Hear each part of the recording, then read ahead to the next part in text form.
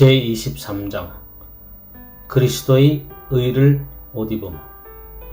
복음에는 하나님의 의가 나타나서 믿음으로 믿음에 이르게 하나니 기록된 바 오직 의인은 믿음으로 말미암아 살리라 함과 같으니라. 로마서 1장 17절. 우리는 지금까지 16절과 17절 말씀을 생각해 오면서 복음을 부끄러워하지 않는 바울의 이유 5가지를 알았습니다. 곧 복음은 좋은 소식이기 때문에 부끄러워하지 않습니다. 복음은 구원 문제를 해결합니다. 복음은 하나님 자신의 메시지입니다. 복음은 능력이 있는 것입니다. 그렇기 때문에 복음을 부끄러워하지 않습니다.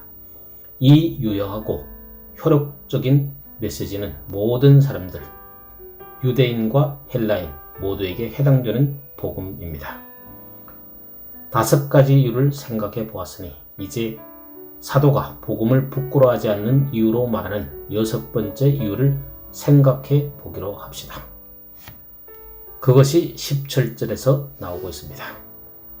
복음 안에 하나님의 구원을 주시는 능력이 나타났다는 것이 바로 그 6번째 이유입니다. 그는 말합니다. 왜냐하면 우리 개역 성경에는 나타나 있지 않지만 원어에는 이 이유 접속사가 나타나고 있습니다. 왜냐하면 복음에는 하나님의 의가 나타나서 믿음으로 믿음에 이르게 하나니 이 나타났다는 말이 매우 중요합니다. 그 말은 초석과 같은 말입니다. 어떤 의미에서 기독교 신앙에 관해서 가장 중요한 어휘들 중 하나입니다. 나타남, 계시. 나타남을 떠나서는 전혀 기독교가 있을 수 없습니다. 오늘날 기독교회가 이러한 모양을 띠고 있는 것은 사람들이 계시를 망각했기 때문입니다. 그 대신 철학을 그 자리에 놓았습니다. 사람들은 하나님을 발견해내려고 애를 써왔습니다. 사람들은 구주 대신 나사렛 예수를 재구성하려고 애를 써왔습니다. 그들은 자기 나름의 복음을 만들려고 하였습니다. 우리는 진리를 요청하는 소리에 대해서는 대단히 많이 들었습니다. 실체를 탐구하는 소리도 많이 들었습니다. 그것이 복음의 정반대입니다. 복음은 우리로 하여금 위대한 탐구나 어떤 위대한 탐사에 가담하라고 초청하는 것이 아닙니다. 복음은 공표요, 하나님의 계시입니다. 그것은 어떤 것이 펼쳐지고 드러나는 것입니다. 그것은 명백하게 보여지는 것을 의미합니다. 또는 명명백백하게 드러나는 것을 의미합니다. 그것이 바로 계시의 의미입니다. 적어도 지난 100여 년 동안 그처럼 널리 인기를 얻었던 것과 정반대가 됩니다. 그리고 사도는 복음에 하나님의 의가 나타나서 믿음으로 믿음에 이르게 하기 때문에 이 복음을 부끄러워하지 않는다고 말합니다. 이제 우리는 이 점에 대해서 분명해야 합니다.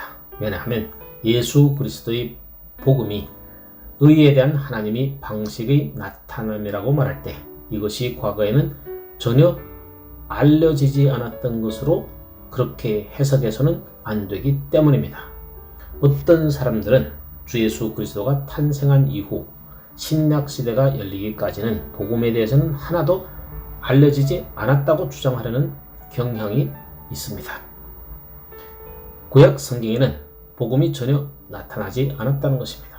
그러나 물론 그런 주장은 잘못된 것입니다. 그것이 잘못된 것임을 우리는 증거할 수 있습니다. 실로 어떤 의미에서 로마서 1장을 숙고할 때도 그 주장이 잘못되었음을 입증할 수 있습니다. 거기서 바울은 복음을 이렇게 말합니다.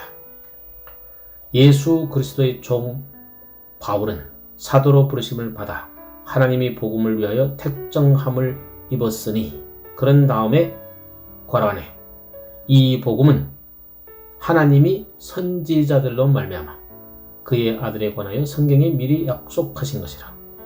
복음이 여기서 처음 나타났다고 말할 수는 없습니다.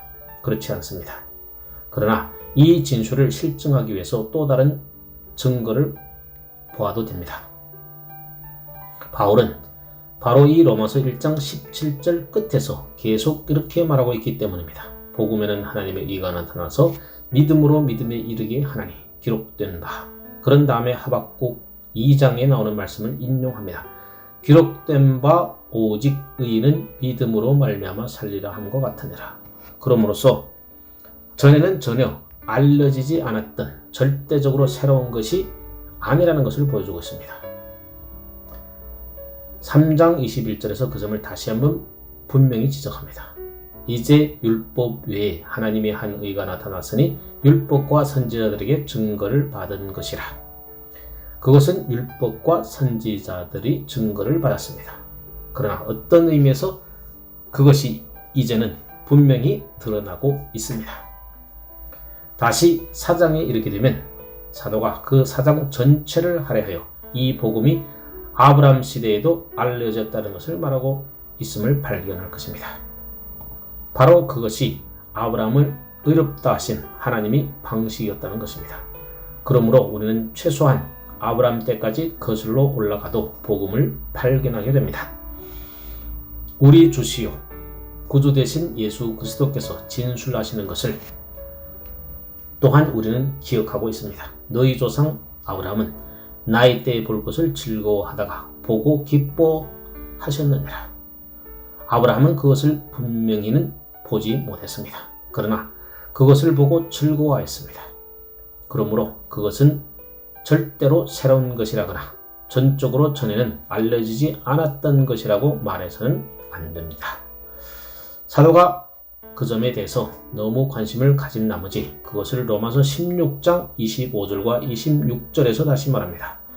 나의 복음과 예수 그리스도를 전파함은 영세전부터 감춰왔다가 이제는 나타내신 바 되었으니 영원하신 하나님의 명을 쫓아 선지자들이 글로 말미암아 모든 민족으로 믿어 순종케 하시려고 알게 하신 바 그 비밀의 계시를 쫓아낸 것이니 거기에 그것이 다시 한번 강조되고 있습니다. 선지자. 에베소서 3장 3절에서 6절과 같은 곳에서도 또 다른 방식으로 예정하고 있습니다. 그러면 그것은 무엇을 뜻합니까? 여러분은 그것을 이렇게 나타낼 수 있습니다. 그 복음이 그런 식으로 알려졌으나 분명하게 알려진 것은 아니다. 이제야 명백히 드러났다. 여러분이 그 표현을 좋아할지는 몰라도 이전에 힘을 끌에 나타났었다는 것입니다. 여러분도 기억하다시피 사도 베드로는 베드로전서 1장 10절부터 12절까지 선지자들이 이것들을 살펴보았다라고 말합니다. 그들이 그리스도의 영이 그 받으실 고난과 후에 얻으실 영광을 미리 증거하실 때 그들도 온전히는 이해하지 못했던 것입니다. 그러나 그것이 그들에게 나타났던 것입니다. 이 섬긴 바가 자기를 위한 것이 아니오 너희를 위한 것임이 계시되고 알게 되었으니 그들은 그것을 희미하고 힘을 끄레하게 보았습니다. 그렇습니다. 그들이 그것을 보았지만 똑똑히는 보지 못했습니다. 바울은 그러나 이제 그것이 나타났다라고 말합니다. 그것이 명백히 드러났습니다. 그것은 이미 공개된 비밀이 되었습니다. 더 이상 그것은 신비에 쌓이지 않습니다. 그 신비가 드러났습니다. 그것은 명백하게 알려졌습니다. 물론 사도는 그것을 즐거워하고 있습니다. 모든 그리스도인들도 사도와 함께 그것을 즐거워해야 합니다. 제가 볼 때 중요하면서도 강조할 필요가 있는 이 나타났다, 계시되었다 라는 말에 대해 할 말이 딱 하나가 더 있습니다. 그 말은 우리를 살펴보게 하기 위하여 어떤 것이 우리 앞에 놓여져 있다는 뜻만을 의미하지 않습니다. 물론 그러한 의미도 되겠지만 그보다 더 많은 것을 뜻합니다. 사도는 여기 두 구절 속에서 하나님께서 인간이 구원의 길을 생각하기도 전에 하나님의 구원 방식을 내놓았다라고 말하는 것만이 아닙니다. 우리가 이미 능력이라는 말의 의미를 숙고할 때 알았지만 그것이 지금 작용 중에 있다고 말하는 것입니다. 그것이 실천으로 옮겨졌습니다. 그것이 이미 효력을 발생하게 되었습니다. 이미 집행되고 있습니다. 그런 의미에서 그것이 분명하고 명백하게 나타났습니다. 또한 사도는 이것을 생각할 때 크게 즐거워합니다. 그리고 오늘날 우리 그리스도인들은 엄청난 특권적인 지위를 가지고 있습니다. 우리는 옛 시대를 뒤로 거슬러 돌아가 보게 됩니다. 사람들이 일어나게 될 영광스러운 일을 내다보고 있는 것을 구약을 통해서 발견합니다. 그러나 우리는 그것을 뒤로 보면서 그 일이 일어났다고 말할 수 있게 되었습니다. 이제 그것은 이미 일어났습니다. 바로 그 사건이, 그들이 고대하던 바로 그 사건이 일어나 우리는 뒤돌아보게 됩니다. 그러나 그것은 같은 진리요, 같은 능력 있는 계시입니다. 그와 같이 바울의 6번째 이유가 그럽니다. 우리는 이제 7번째 이유로 나갑시다.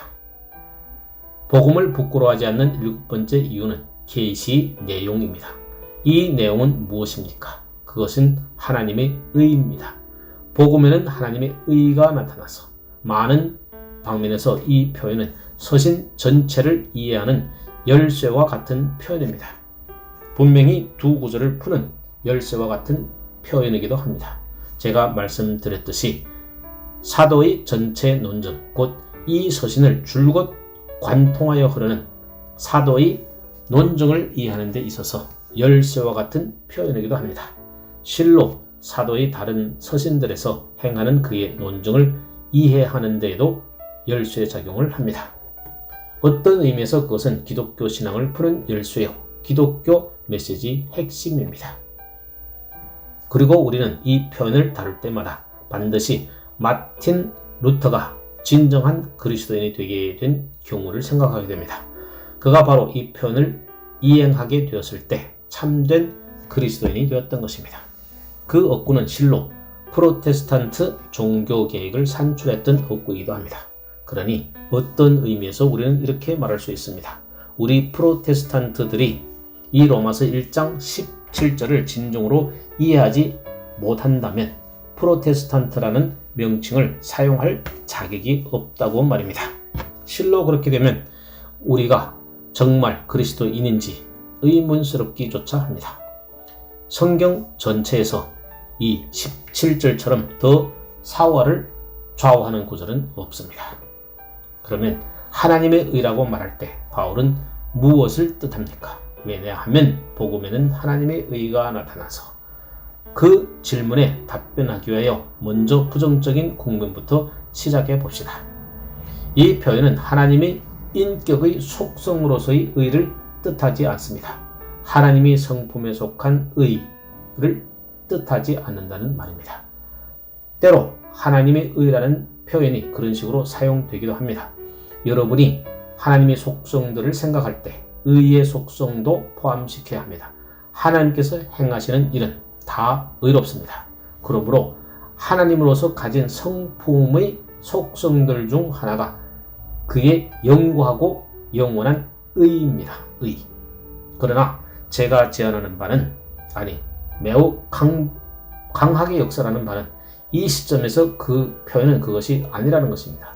왜냐하면 만일 예수 그리스도의 복음이 단순히 하나님이 거룩이나 공의나 의의 계시에 불과하고 그 이상은 아니라면 복음은 좋은 소식이나 복음이기는커녕 우리가 만날 수 있는 가장 무섭고 가장 깜짝 놀라게 하는 것이 될 수 있기 때문입니다. 이 시점에서 루터의 체험은 우리에게 참으로 가치가 있습니다. 왜냐하면 루터가 로마 카톨릭 교도로 있을 때 로마서에 대한 1년의 강론을 하기로 결정했었기 때문입니다. 그는 이 구절을 만나게 되었습니다. 하나님의 의라는 표현의 뜻을 오해하였기 때문에 영혼의 고뇌를 겪어야 했습니다. 그의 말을 들어보십시오. 나는 열심히 근심하면서 로마서 1장 17절에 나오는 바울의 말을 이해하려고 무진 애를 썼다. 거기서 그는 복음에 하나님의 의가 나타났다고 말한다. 나는 그 하나님의 의라는 표현 때문에 오랫동안 탐구하고 너무나 근심한 나머지 녹초가 되어 칼피를 잡을 수가 없었다. 여러분도 알다시피 그는 그 표현이 하나님의 존재나 하나님의 성품을 묘사하는 것으로 생각했었습니다. 빛 되시고 어둠이 조금도 없으신 하나님, 너무나 의로우사 죄를 참아 바라보실 수 없으신 하나님 앞에 섰을 때 하나님의 의라는 표현을 자기가 이해하는 대로 그렇게 했을 때 그는 정말 불가능하다는 느낌을 가졌습니다. 그는 하나님의 의라는 이 표현이 자기에 대해서는 구원의 길을 무산시켜 버렸었노라고 말합니다. 그는 더 나아가서 이렇게 말합니다. 내가 그 선언을 읽을 때마다 나는 언제고 하나님께서 복음을 알리지 않았으면 더 좋을 뻔했다고 생각했다. 여러분도 알다시피 그 표현이 구약에 나오는 하나님의 의의 계시를 뜻하는 것이라고 생각했었습니다. 십계명과 도덕법에서 그 하나님의 의를 발견할 수 있듯이 말입니다. 그렇습니다. 그는 구약 성경에 나오는 그 의는 하나님의 의에 대한 불완전한 계시로 생각하고 있었던 것입니다. 그러나 그리스도 안에서만이 온전한 계시를 얻게 되고 그 계시는 무한히 더 위대하다는 식으로 생각했다는 말입니다. 구약은 눈은 눈으로 이는 이로 갚으라고 말합니다. 신약은 너희 원수를 사랑하라고 말합니다. 산상설교의 사랑에 대한 엄청난 강론 중에서 그것을 발견합니다. 루터는 말했습니다. 나는 그것을 알고 하나님께서 복음을 알려주지 않았다면 더 좋았을 뻔하였다고 생각했다. 왜냐하면 하나님의 의가 더 온전히 드러나므로 나에게 있어서는 더 철저하게 절망적이고 소망이 없게 만든 것 같았기 때문이다. 나는 스스로에 대해서 어떻게 할 줄을 몰랐다. 하나님의 의라는 표현이 구원의 길을 차단하고 말았다. 그것은 사도가 이 표현을 통해서 뜻하는 바를 명백히 이해하는 것이 얼마나 중요함을 보여주는 신뢰입니다. 그러면 그 표현은 무엇을 의미합니까?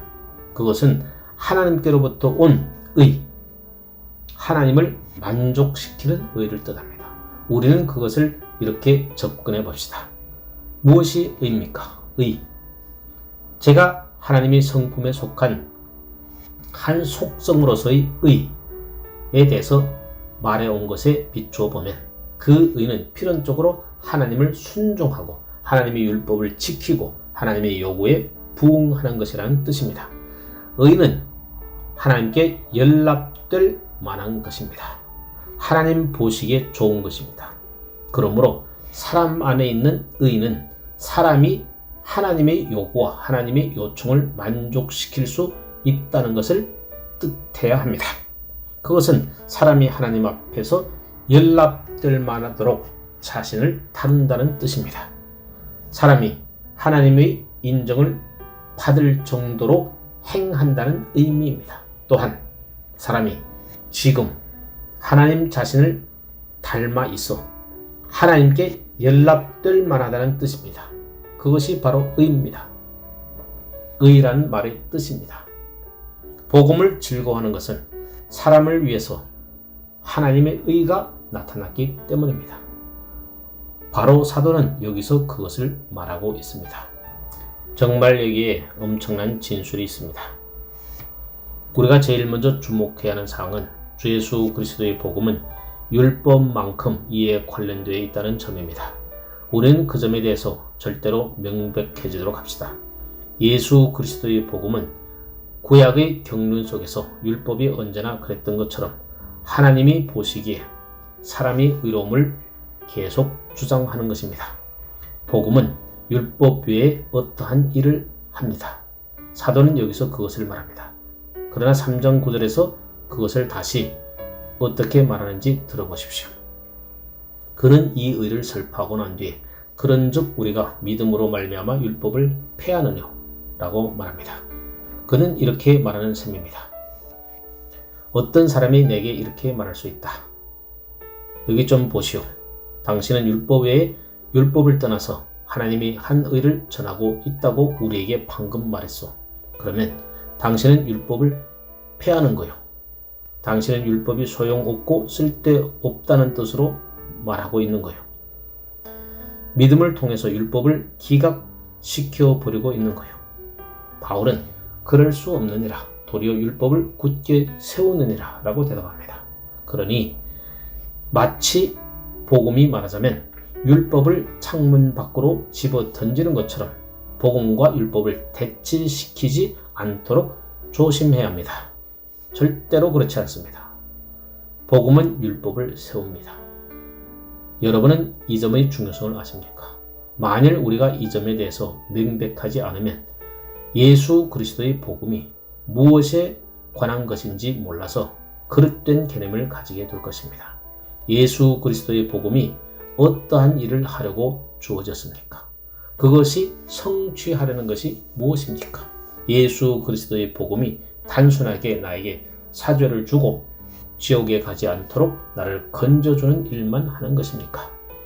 예수 그리스도의 복음은 단순하게 나를 행복하게 만들고 어떤 난제들이 혹은 또 고통들이나 염려들을 삶 속에서 없애버리거나 또는 나를 끌어 잡아당기는 어떤 일에 대하여 상당량의 도움을 주기 위해서 계획된 것입니까?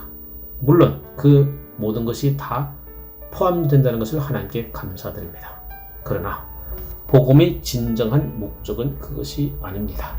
주 예수 그리스도께서 바로 그것 때문에 오신 것은 아닙니다. 기독교의 구원 방식의 참된 의도와 목적은 그것이 아닙니다. 그러면 그것이 무엇입니까? 예, 여기 우리를 위해서 그것이 진술되어 있습니다. 기독교 복음의 궁극적인 목적과 목표는 욥이 오래전에 던진 질문에 대답하는 것입니다. 사람이 어찌 하나님께 의로우랴? 복음이 바로 그 질문에 대한 해답을 만족시키러 왔습니다. 복음의 임무는 우리로 하여금 하나님 보시기에 의롭게 되고 우리가 하나님께 연락되고 우리가 하나님의 면전에 설 수 있게 하는 데 있습니다. 물론 위로의 느낌을 가질 수도 있고 기이한 체험을 할 수도 있으며 삶 속에서 위대한 변화를 겪을 수도 있습니다. 그러나 제가 말씀드립니다만 여러분으로 하여금 지금과 심판날에 하나님 앞에 설 수 있도록 하는 것을 가지지 못했으면 그리스도인이 아닐 뿐더러 복음을 이해한 적이 없다는 뜻입니다. 복음의 중추적인 목적은 그러합니다. 사람으로 하여금 하나님과 함께 의롭게 되며 우리가 하나님의 면전에 의를 가지고 설 수 있게 하는 것입니다. 이 점을 아무리 강조한다 할지라도 지나칠 수 없습니다.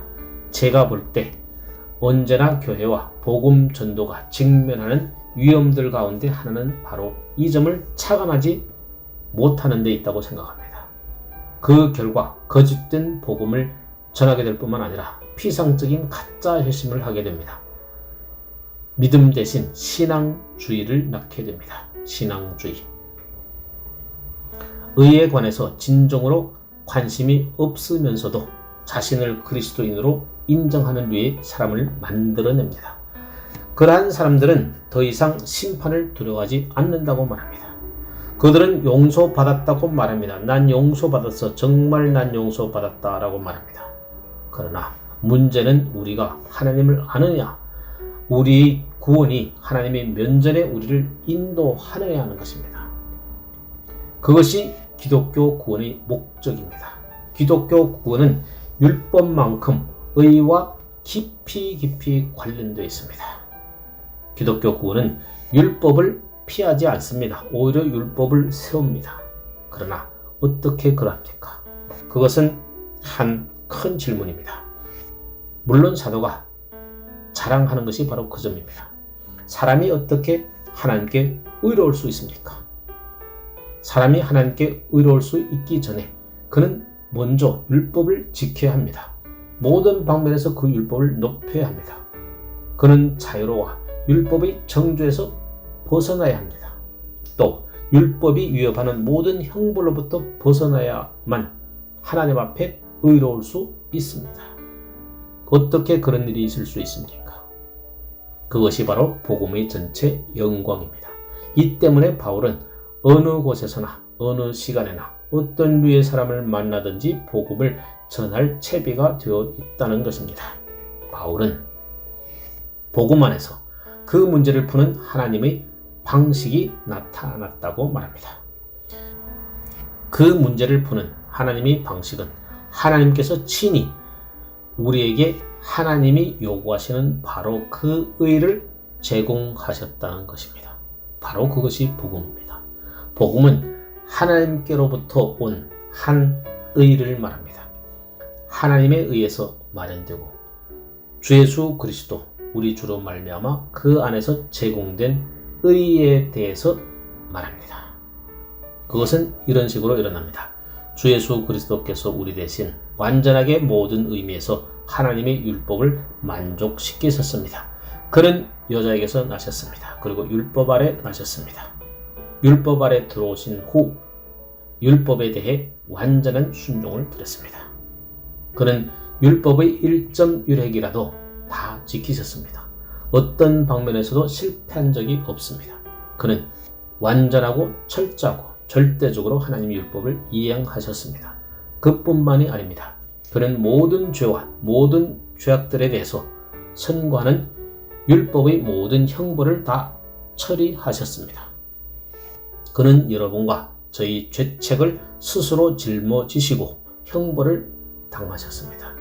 율법의 형벌이 그에게 부어졌습니다. 그래서 그는 율법을 철저하게 긍정적으로든지 부정적으로든지 수동적으로든지 능동적으로든지 높였습니다. 이제 율법이 요구할 수 있는 것은 아무것도 없습니다. 그가 그 모든 요구를 다 만족시키셨기 때문입니다. 복음은 하나님께서 바로 그러한 일을 하라고 그리스도를 보내셨다고 공표합니다. 하나님의 구원 방식은 그리스도를 믿는 우리에게 주 예수 그리스도 자신의 의를 지금 주신다는 데 있습니다. 그는 그것을 우리에게 증거하십니다. 그 의는 우리 것으로 계산한다는 말입니다.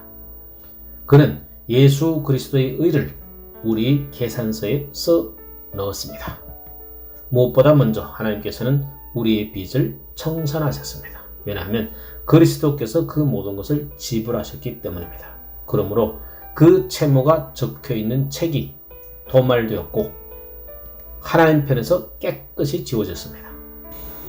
그런 다음에 적극적으로 그리스도의 모든 완전함과 의를 내 계산서에 써넣었습니다. 그리고 예수 그리스도의 의의 두루마기로 옷 입고 나는 하나님 앞에 섭니다. 그것이 바로 사도가 복음에는 하나님의 의가 나타났으니 라고 말하는 뜻입니다. 하나님께서 예비하신 의, 그리스도 안에서 그리스도로 말미암아 우리에게 주시는 이 의가 나타났다는 것입니다. 그것이 복음의 전체 메시지입니다. 사도가 그 점을 어떻게 반복하고 있는지를 다시 주목합시다. 그는 1장 17절에서 그것을 말했는데 3장 21절에서 다시 말하고 있습니다. 20절에서 그는 그러므로 율법의 행위로 그의 앞에 의롭다 하심을 얻을 육체가 없나니 율법으로는 죄를 깨달음이니라. 그러나 이제는 율법 외에 하나님의 한 의가 나타났으니 율법과 별도라는 뜻으로 율법 외에라는 말을 썼습니다. 율법과 선지자들에게 증거를 받은 것이라. 곧 예수 그리스도를 믿음으로 말미암아 모든 믿는 자에게 미치는 하나님의 의인이 차별이 없느니라.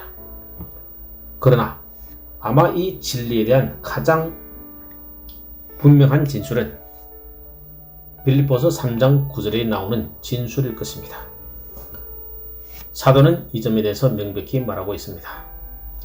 그 안에서 발견되려 함이니 내가 가진 의는 율법에서 난 것이 아니요 오직 그리스도를 믿음으로 말미암은 것이니 곧 믿음으로 하나님께로서 난 의라. 바로 그 점이 아주 명백히 밝혀져 있지 않습니까? 그를 믿음으로 내가 가진 의는 율법에서 난 것이 아니요 오직 그리스도를 믿음으로 말미암은 것이니 곧 믿음으로 하나님께로서 난 의라. 하나의 속성으로서의 하나님의 의가 아니라 믿음으로 우리에게 주어지는 이른바 하나님께 속하고 하나님께로부터 온 의입니다. 믿음으로 우리가 가지게 되는 그리스도의 의입니다. 그러니 우리가 이 교리를 포착할 때에만 복음이 얼마나 놀라운 좋은 소식인지를 진정으로 알게 됩니다. 영원한 의와 공의를 가지신 하나님이 계십니다. 또 우리들은 죄 가운데 있었습니다. 어떻게 사람이 하나님께 의로울 수 있습니까? 누가 타는 불을 참아낼 수 있습니까? 영원한 빛이여, 주의 탐주하는 시선 앞에 설 때 영혼이 얼마나 깨끗해야 하나요? 영혼이 움츠러들지 않고 고요한 기쁨으로 살아서 주를 우러러 볼 수 있으리다. 그것이 바로 복음입니다. 그것만이 오직 유일한 해답이요 오직 유일한 길입니다. 예수, 주의 피와 의, 그것은 내 모든 아름다움과 영광스러운 의복일세. 우리가 예수 그리스도의 의로 옷 입을 때만이 하나님이 면전에 설 수 있습니다. 복음은 하나님이 구원 방식이 그러하다고 공표합니다. 하나님께서 친히 우리에게 주신 이 의는 우리가 하나님 앞에서 의롭게 되는 길입니다. 그것이 구원입니다. 그것이 구원의 핵심입니다. 바로 그것이 구원의 중심입니다.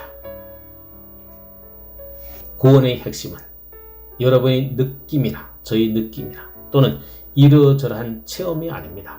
하나님께서 친히 아무것도 요구하지 아니하고 값없이 우리에게 주신 이 엄청난 것, 돈도 없이 값도 없이 주신 바로 그것입니다. 사도가 이 복음을 부끄러워하지 않는다고 말하는 것은 놀라운 일이 아닙니다. 그것은 바로 복음을 부끄러워하지 않는 사도의 7번째 이유입니다. 그러나 우리는 더 나아가서 8번째 이유도 숙고해 봅시다. 사도가 제시하는 8번째 이유는 복음은 이 의가 우리의 것이 되는 방식을 보여준다는 데 있습니다.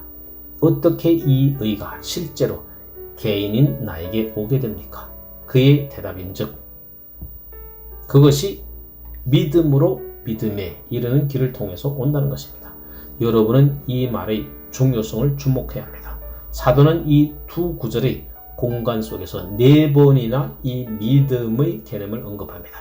내가 복음을 부끄러워하지 아니하노니 이 복음은 모든 믿는 자에게 구원을 주시는 하나님의 능력임이라. 첫 번째죠. 첫째는 유대인에게 또한 헬라인에게로다. 복음에는 하나님의 의가 나타나서 믿음으로 두 번째 경우입니다. 믿음에 이르게 하느니 세 번째. 기록된 바 오직 의는 믿음으로 말미암아 살리라 함과 같으니라. 네 번째 경우죠. 그러므로 분명히 말해서 이 믿음의 개념은 정말로 중요한 개념입니다. 믿음은 무엇입니까? 사도가 믿음이라 할 때 무엇을 뜻하고 있습니까? 다시 저는 말씀드립니다. 믿음에 대해서 명확하지 못하면, 믿음이 정확히 무엇을 뜻하는지 알지 못하면 로마서를 이해할 수 없다고 할 수 있습니다. 믿음이 무엇을 의미하는지, 그것이 그렇게 나타나 보이는 것처럼 간단한 것은 아닙니다. 이 믿음의 범주는 흔히 오해를 샀었고, 어떤 사람들은 바울이 바로 이 시점에서 가르치는 것을 부정하는 방식으로 믿음을 이해하기도 했습니다. 그러면 믿음은 무엇입니까?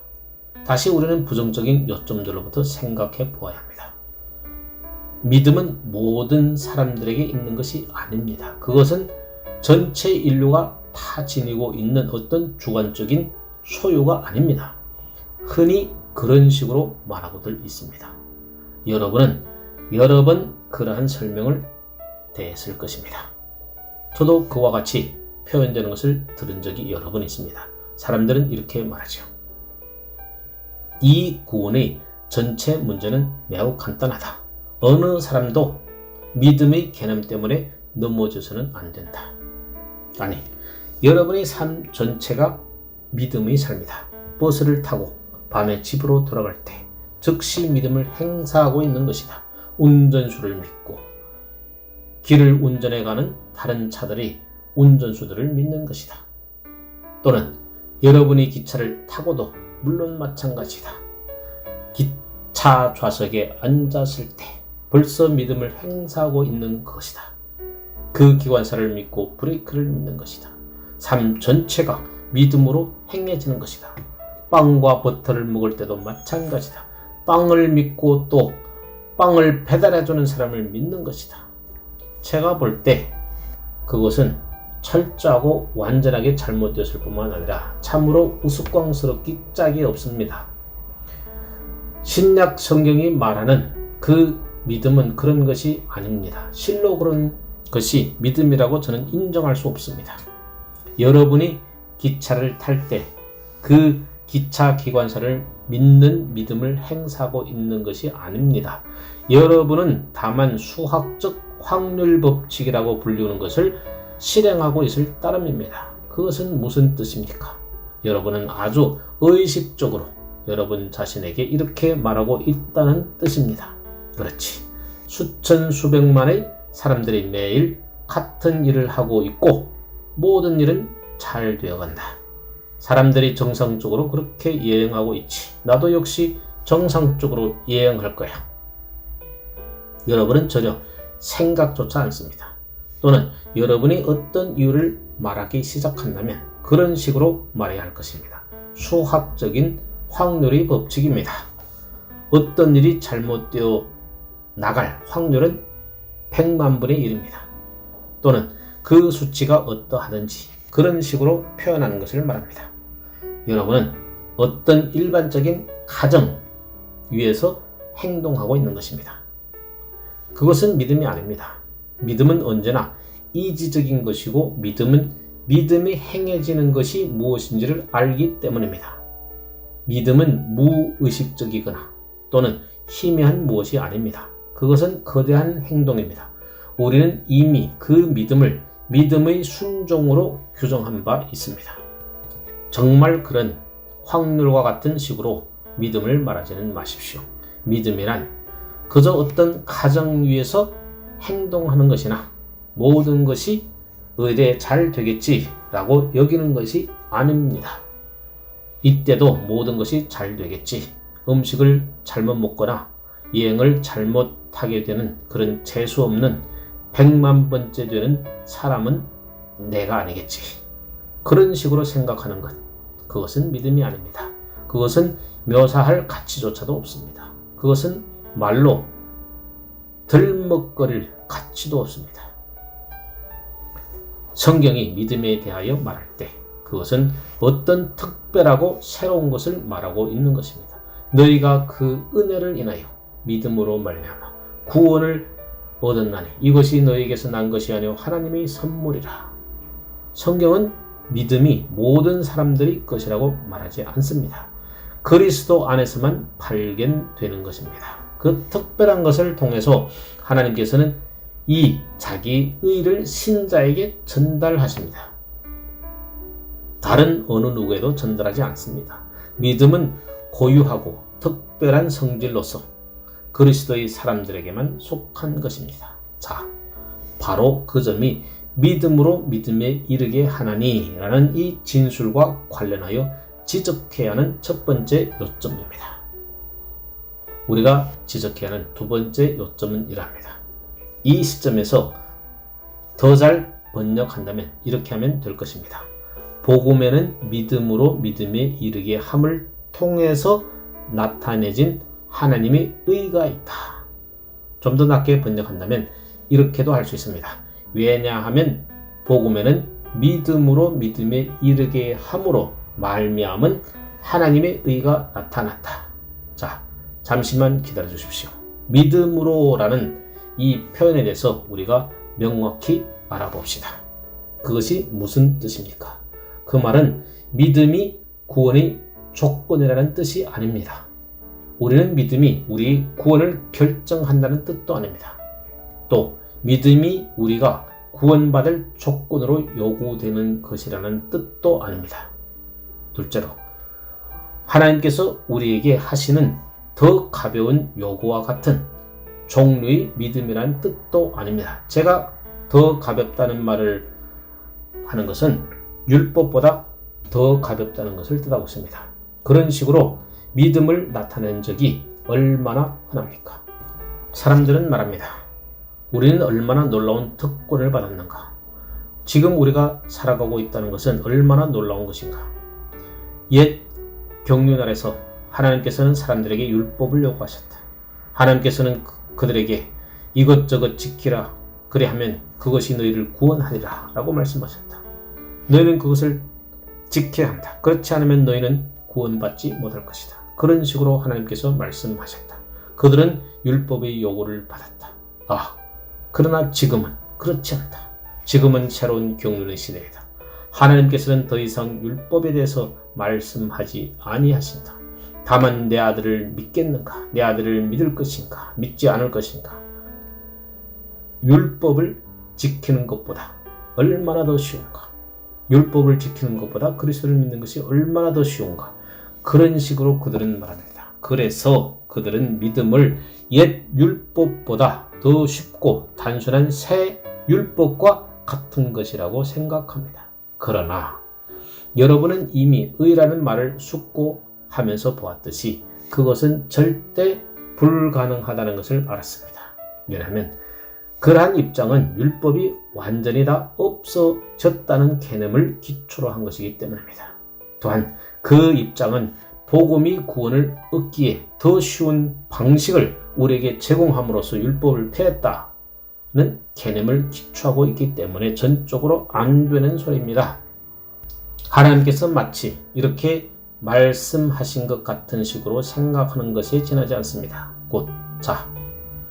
이것은 결국 어려웠다. 그것에 대해서는 모든 것을 다 잊어버려라. 내 아들을 믿겠는가 믿지 않겠는가? 믿으면 좋다. 하늘나라에 쉽게 미끄러져 들어갈 것이다. 하나님께서 그렇게 말씀하지 아니하셨습니다. 믿음으로라는 의미는 그런 것이 아닙니다. 그러면 무엇입니까? 사도는 믿음으로라는 말을 사용할 때마다 같은 의미로 사용합니다. 그는 언제나 율법주의적인 모든 것을 반대하는 것으로 믿음을 표현합니다. 그렇다고 해서 율법의 반대는 아닙니다. 율법주의적인 모든 것의 반대라는 것입니다. 바울이 빌립보서 3장에서 자신에 관해서 말하는 것을 생각해 보십시오. 그는 전에 율법의 요구의 입장에서 볼 때 온전하고 흠이 없다고 생각했었느라고 말합니다. 그것이 바로 율법주의적인 것입니다. 율법을 지킴으로써 자신을 의롭게 하였다고 생각하는 것이 바로 율법주의적인 생각입니다.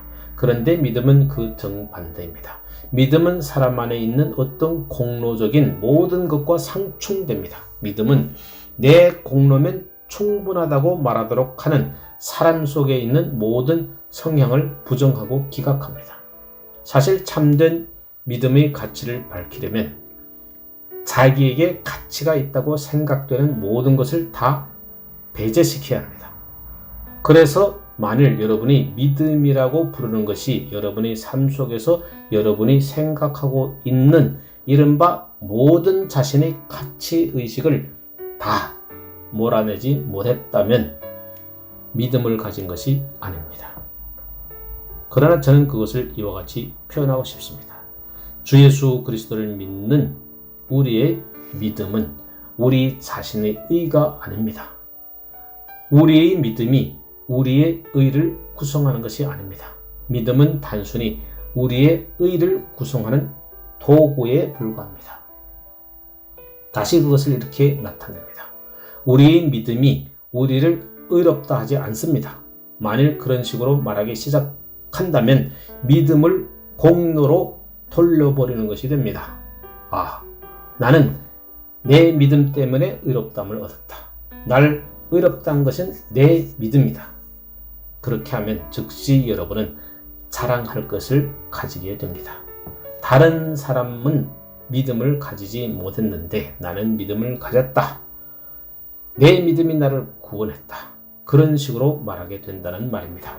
즉각적으로 여러분은 로마서 1장 17절과 상충되고 있는 셈입니다. 우리의 믿음은 우리를 의롭다함을 얻게 하지 못합니다.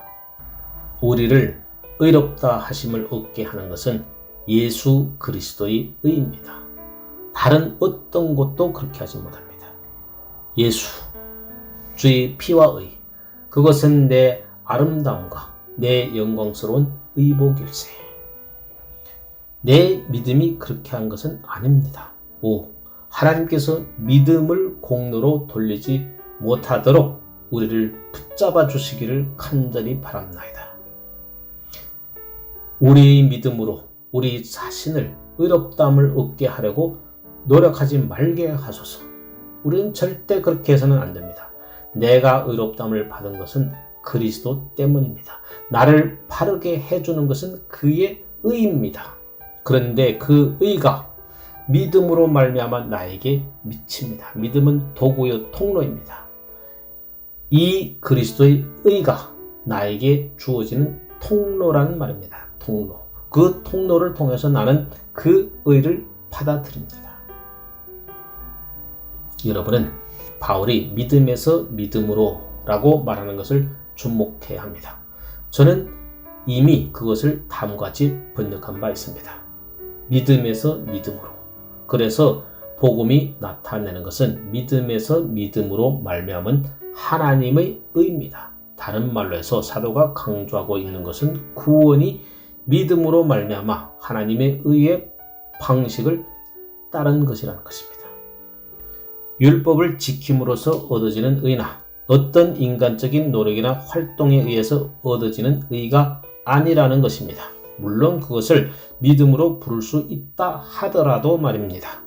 그것은 믿음으로 말미암은 하나님의 의입니다. 그것은 와서 신자들 안에 있는 믿음에서 나타납니다. 이 믿음에서 믿음으로 라는 말에 대하여 설명이 구구합니다. 어떤 사람들은 구약의 믿음에서 신약의 믿음으로 라는 뜻으로 말했습니다. 또 어떤 사람들은 약한 믿음에서 강한 믿음으로 라는 뜻으로 설명했습니다. 이 모든 것들은 아주 옳습니다. 어떤 사람들은 단순히 그것이 오직 믿음으로 말미암아서임을 강조하는 강한 진술을 뜻하는 것이라고 말하기도 합니다. 마치 죽음에서 죽음으로 또는 삶에서 삶으로 라는 표현들과 같다는 것입니다. 그와 같이 바울은 여기서 믿음에서 믿음으로 라는 말을 통하여 단순히 믿음 하나만을 강조하고 뜻하고 있다는 것입니다. 그러나 제 생각에는 그것을 다르게 생각하는 것이 좋을 듯합니다. 그가 말하고 있는 것은 믿음으로 말미암아 하나님의 의가 우리의 믿음에 나타내진다는 것입니다.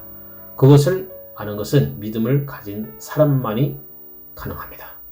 그런 사람만이 그것을 받아들이고 그것을 자랑하고 즐거워합니다. 다시 에베소서 2장 8절의 말씀을 반복합니다.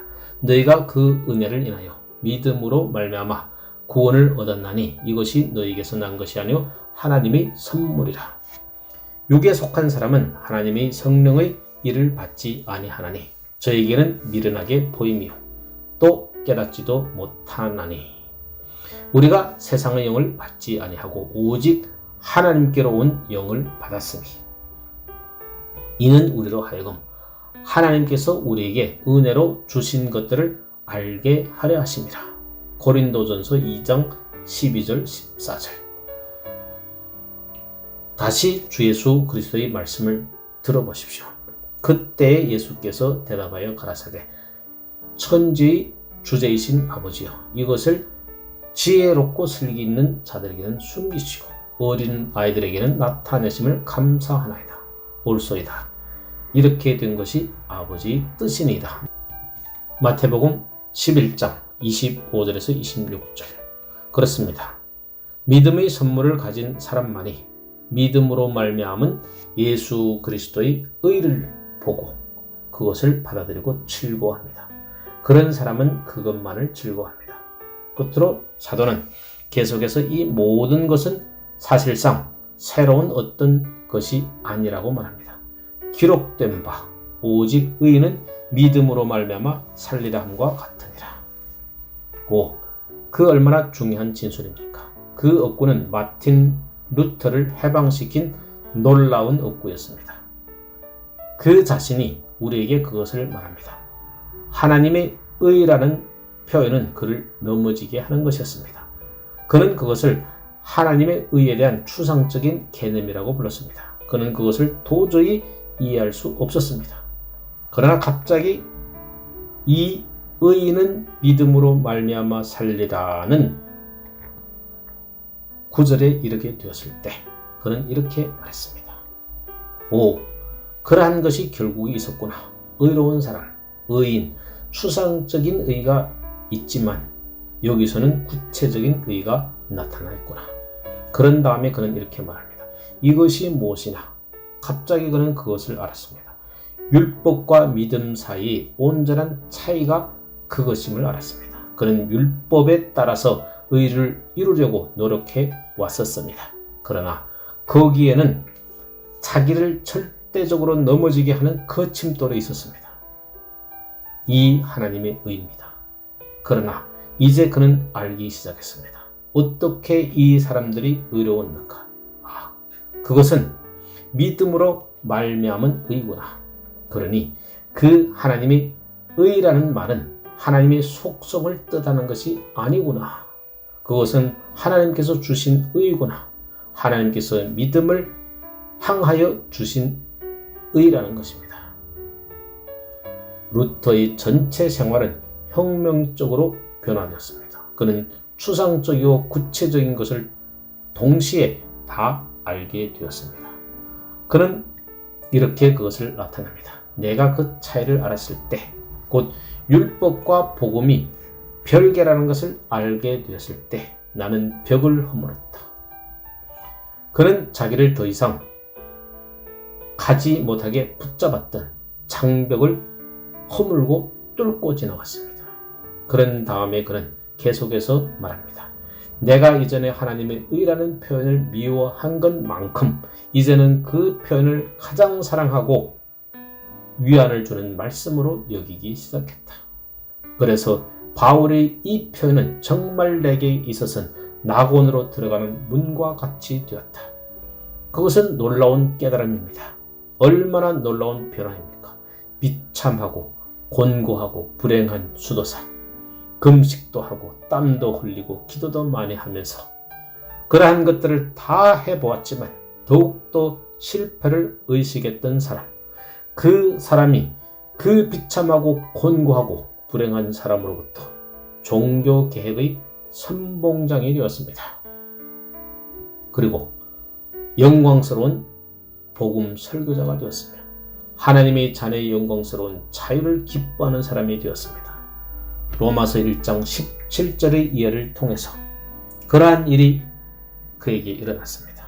추상적인 의가 구체적인 의로 바뀌었습니다. 하박국이 그것을 온전히 다 알지는 못했지만 그렇게 말하였습니다. 그는 자기 시대의 난제를 알고 있었습니다. 갈대아 사람들에게 포로로 잡힌 이스라엘 자녀들의 문제를 말입니다. 그들에게 어떤 일이 일어날 것인가요?